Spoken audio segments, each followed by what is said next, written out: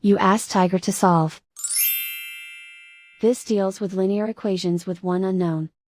The final result is x equals -4. Let's solve it step by step. Group all constants on the right side of the equation. Subtract 5 from both sides. Group like terms. Simplify the arithmetic.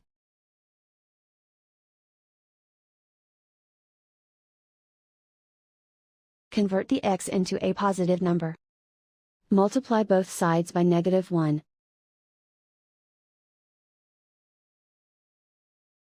Remove the ones.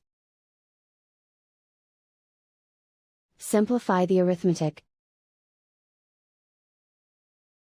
And so the final result is x equals -4.